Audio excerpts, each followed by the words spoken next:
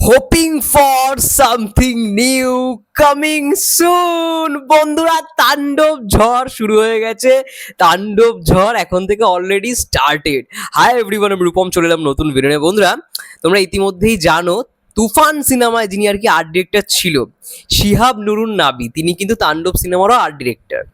তো আমরা বুঝতেই পারছি সেটের কিন্তু কোনো রকম ভাবে আমরা কমতি দেখতে পারবো না, এবং এফডিসিতে যেরকম ভাবে সেট তৈরি করা হয়েছে, যেরকম ভাবে সেট তৈরি মানে মেক করা হয়েছে, যেরকম এফোর্ট দিয়ে, আমরা বুঝতেই পারবো না সিনেমাটার মধ্যে যে হ্যাঁ এটা বিএফডিসিতে শ্যুট হয়েছে। তো সেরকম ভাবেই কিন্তু প্রস্তুতি করছে। এবং জাস্ট নাও আমি দেখলাম একটি রিলস তার প্রোফাইল থেকে আপলোড করা হয়েছে, অর্থাৎ শিহাব নুরুন নাবির প্রোফাইল থেকে একটি রিলস আপলোড করা হয়েছে, এবং সেখানে যেই ফ্যাক্টরিটা আমরা দেখতে পাচ্ছি, এবং ফ্যাক্টরির মধ্যে অনেকে কাজ করছে, বোঝাই যাচ্ছে সেট ডিজাইন চলছে, মানে সেখানে যা যা যাবতীয় কাজকর্ম রয়েছে। এবং সেখানে কিন্তু মানে অলরেডি আজকে একটা শ্যুট হয়ে গেছে, মানে দুপুরবেলা আমরা দেখতে পাচ্ছি, সকালবেলা একটা পোর্শন শ্যুট হয়েছে। দেখতে পাচ্ছি অনেকেই, যে দেখো মেশিন ফেশিন নিয়ে সবাই বসে আছে, দেখতে দেখতে পাচ্ছ, দেখো ফ্যাক্টরিটা দেখো। এবং এরকম ফ্যাক্টরি তাসিন রহমান এবং রায়ান রাফি স্যার, এরকম ফ্যাক্টরি আমরা বুঝতেই পারি যে কোনো সিনেমা যদি এরকম ফ্যাক্টরি দেখানো হয়, তার মধ্যে একটা বিগেস্ট অ্যাকশন সিকোয়েন্স তো থাকবেই থাকবে। এরকম ফ্যাক্টরির মধ্যে শ্যুট হচ্ছে মানে থাকবেই, লিখে দিলাম, অ্যাকশন সিকোয়েন্স দেখতে পারবেই পারবে। হয়তো হতেও পারে যে আজকে একটা দারুণ পরিমাণের অ্যাকশন সিকোয়েন্সই শ্যুট হয়েছে, গোপনে শ্যুট করা হয়েছে। এবং এরকম ফ্যাক্টরিতে সাধারণত অ্যাকশন সিকোয়েন্স বেশি আমরা দেখে থাকি। মির্জা যেই ছবিটা, মানে ছবিটা তোমরা নিশ্চয়ই দেখেছো, অঙ্কুশদার, সেখানে কিন্তু এরকম একটা ফ্যাক্টরিতে শ্যুট ছিল, ভালো রকম অ্যাকশন সিকোয়েন্স। রাবণ, সেখানেও একটা ভালো রকম অ্যাকশন সিকোয়েন্স ছিল। তো যাই হোক না কেন, ওভারঅল একটা অ্যাকশন সিকোয়েন্স দেখতে পেতে চলেছি। এবং যেরকমভাবে কাজ চলছে দেখতেই পাচ্ছ, যে মানে তার প্রোফাইলে যে কয়েকটা ফটো দেখলাম, যে বোঝাই যাচ্ছে যে একটা মানে সাইবারের ব্যাপার রয়েছে, কারণ সিনেমাটার প্রেক্ষাপটটাই ওই গল্পের ওপর ভিত্তি করে। দেশের সব থেকে বড় একটা চ্যানেল, সেখানে একটা মানে কি বলবো বিস্ফোরণ ঘটবে সেখানে, মানে কি বলবো, মানে একটা আগুন লেগে যাবে, তাণ্ডব হয়ে যাবে, তাণ্ডব লেগে যাবে, তারপর থেকে শোরগোল শুরু হবে।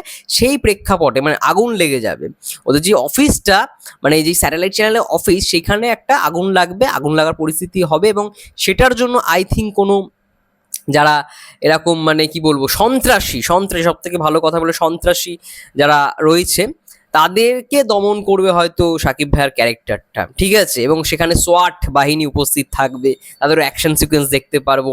এবং আমি দেখলাম মৈনাক ভাইও আমাকে অনেকগুলো ছবি পাঠালো, মৈনাক ভাইকে আমি বলেছিলাম, মৈনাক ভাই আমাকে অনেক ছবিগুলো পাঠালো, মানে সেটে, এই সেটেরই অ্যাকচুয়াল এই সেটেরই অনেকগুলো ছবি আমি দেখতে পেলাম আর কি। তো খুব ভালো লাগছে জিনিসপত্রগুলো দেখে, ভালো লাগছে। আই থিঙ্ক এইখানে আর্ট ডিরেক্টর যখন নিজে লিখেছে যে hoping for something new coming soon, তাহলে তো বুঝতেই পারছি বস কিছু তো একটা হতে চলেছে। এবং সেট ডিজাইন দেখেই বোঝা যাচ্ছে কোনো কমতি নেই। তুফানে আমরা সেট ডিজাইন দেখে জাস্ট মানে শকড হয়ে গেছিলাম, এই লেভেলের সেট ডিজাইন ভাই, দারুণ ব্যাপক ছিল সেট ডিজাইন তুফান সিনেমাটার মধ্যে। তো সেরকমই তাণ্ডব সিনেমাটার মধ্যে যে সেট ডিজাইনে কোনো রকম খামতি থাকবে একদমই নয়, ভালো রকমভাবে মেকিং করা হচ্ছে। এবং ডিরেক্টর রায়ান রাফি স্যারও ছিল দেখলাম এই ইয়েতে। তাসিন রহমান যে আর কি ডিওপি, মানে তুফানের যে ডিওপি তাসিন রহমান, সেই আবার তাণ্ডবের ডিওপি, মানে মানে তুফানের পুরো টিমটাই তাণ্ডবে কাজ করছে। এবং সম্ভবত এখানে চরকি নেই, চরকি যুক্ত নেই, এসভিএফ এবং আলফাই যুক্ত রয়েছে। তো দেখা যাক, দারুণ রকমভাবে ভাই তাণ্ডব ঝড় শুরু হয়ে গেছে। বরবাদ চলাকালীন সময় থেকে তাণ্ডবের ঝড় চলছে। এবং এটা সত্যি কথা বলতে টিমের পক্ষ থেকে ছবিগুলোকে আপলোড করা হয়েছে, তো এটা এক ধরনের প্রমোশনই আমরা বলতে পারি, ঠিক আছে। যাই হোক, বাকি কথা পরে নয় আলোচনা করা যাবে, আরও যে সমস্ত আপডেটগুলো আসবে। দেখে ভালো লাগছে এরকম বড় বড় ফ্যাক্টরি, মানে কমার্শিয়াল সিনেমার যেরকম ব্যাকড্রপ হয় না, সেই ব্যাকড্রপে কোথাও গিয়ে শ্যুটটা করা হচ্ছে।